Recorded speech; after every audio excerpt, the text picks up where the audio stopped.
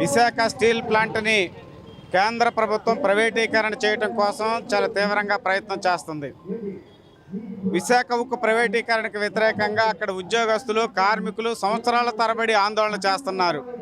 ఈరోజు అటువంటి కార్మికుల యొక్క ఆందోళనని పక్కదారి పట్టించడం కోసం, వాళ్ళ ఆందోళనని బలహీనపరచడం కోసం ఈరోజు కాంట్రాక్ట్ కార్మికులందరినీ పనుల్లో నుంచి, విధుల్లో నుంచి తీసేయాలని చెప్పి కేంద్ర ప్రభుత్వం ప్రయత్నం చేస్తుంది. విశాఖ స్టీల్ యాజమాన్యం ప్రయత్నం చేస్తుంది. ఇప్పటికే 2500 మంది కాంట్రాక్ట్ కార్మికులు పనిలో నుంచి తీసేశారు. మరో 3000 మందిని తీసేయడానికి రంగం సిద్ధం చేస్తున్నారు.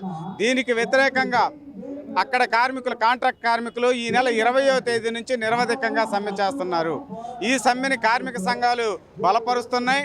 ఆ కాంట్రాక్ట్ కార్మికులు లేవనెత్తిన సమస్యలను పరిష్కారం చేయాలి. ఇప్పటి వరకు తొలగించిన కాంట్రాక్ట్ కార్మికులందరినీ వెంటనే విధుల్లో తీసుకోవాలని చెప్పి కార్మిక సంఘాలుగా మేము డిమాండ్ చేస్తున్నాం. ఇక్కడున్న కూటమి ప్రభుత్వం కూడా ఎన్నికల ముందు కూటమి ప్రభుత్వం విశాఖపట్నం స్టీల్ ప్లాంట్ని కాపాడుతామని చెప్పారు.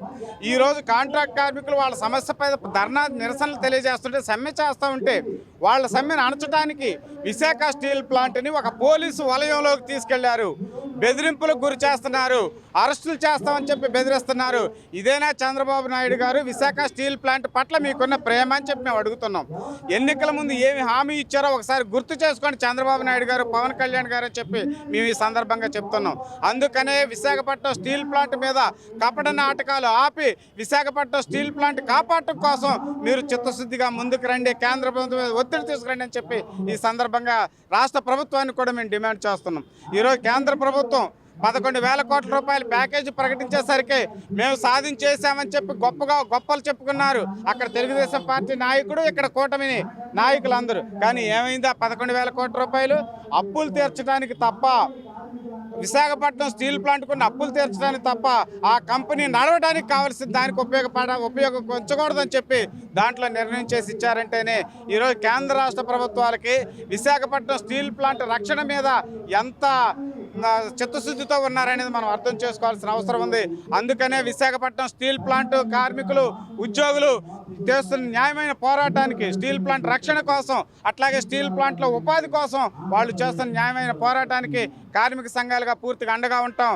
విశాఖ స్టీల్ ప్లాంట్ రక్షణ కోసం భవిష్యత్తులో పెద్ద ఎత్తున ఉద్యమానికి కూడా శ్రీకారం చుడతాయి కార్మిక సంఘాలు. జరిగే పరిణామాలకు కేంద్ర రాష్ట్ర ప్రభుత్వాలే బాధ్యత వహించాల్సి వస్తుందని చెప్పి కూడా ప్రభుత్వాన్ని హెచ్చరిస్తూ విశాఖపట్నంలో జరుగుతున్న పోరాటానికి కార్మిక సంఘాలుగా మేము మద్దతు తెలియజేస్తా ఉన్నాం. ఈ రోజున కేంద్ర ప్రభుత్వం చాలా దుర్మార్గంగా వ్యవహరిస్తుంది. అదే క్రమంలో ఎలక్షన్లకు ముందు టీడీపీకి, జనసేనకి అధికారంలో లేకపోయినా ఈ జరిగే కార్మికోద్యమాలకు మేము మద్దతు తెలియజేస్తాం, మేము అండగా ఉంటాం, మమ్మల్ని గెలిపించండి, వైసీపీని నమ్మొద్దు, లోకల్ గవర్నమెంట్ని మమ్మల్ని నమ్మండి అని రోడ్లెక్కి గొంతు దించుకుని అన్యాయం జరుగుతుందని ఇదే బాధపడినటువంటి వాళ్ళు ఇవాళ మతోన్మాద పార్టీ అయినటువంటి కార్పొరేట్లకు మద్దతు ఇస్తున్నటువంటి బీజేపీకి గవర్నమెంట్తో కూటమిగా ఏర్పడి కార్మికులకి, కర్షకులకు అన్యాయం చేయబట్టి మొన్న జరిగిన పార్లమెంటు ఎన్నికల్లో వాళ్ళకి సీట్లు రాకుండా చెత్త కుప్పల్లో పరిస్థితి బీజేపీకి ఏర్పడితే ఈ రోజున ఉన్నటువంటి ప్రజలను నమ్మించి వంచన చేసి వచ్చినటువంటి జనసేన, టీడీపీ గవర్నమెంటు మద్దతు ఇవ్వకపోతే ఆ సెంట్రల్ గవర్నమెంట్లో బీజేపీ గవర్నమెంటే ఉండదు. వీళ్ళు కార్మికులకు అన్యాయం చేస్తా, కర్షకులకు అన్యాయం చేస్తా, ప్రజలకు అన్యాయం చేస్తా, మతోన్మాద పార్టీ అయినటువంటి బీజేపీ పార్టీ కార్పొరేట్ శక్తులకు, మెట్టలు, అదానీ, అంబానీలకు సపోర్ట్ చేసి మద్దతు ఇచ్చి కార్మిక లోకానికి అన్యాయం చేస్తుంటే వాళ్ళకి మద్దతు ఇచ్చి అప్రకటిత ఎమర్జెన్సీ నడుపుతున్నటువంటి బీజేపీ గవర్నమెంట్కి కొమ్ము కాయటం అనేది సరైన పద్ధతి కాదు. భవిష్యత్తులో వీళ్ళు మొత్తం కూడా చరిత్ర చెత్త కుప్పలో కలిసిపోతారు. ఇట్లాంటి వాడే ప్రపంచాన్ని గెలుస్తానని రష్యా మీదకి వెళ్ళినప్పుడు స్టాలిన్ వెనకాల ఉన్నటువంటి కార్మిక శక్తి వాళ్ళని తొక్కేసి అక్కడ అక్టోబర్ విప్లవం అనేది విజయవంతమైంది. అది కార్మికుల విజయం.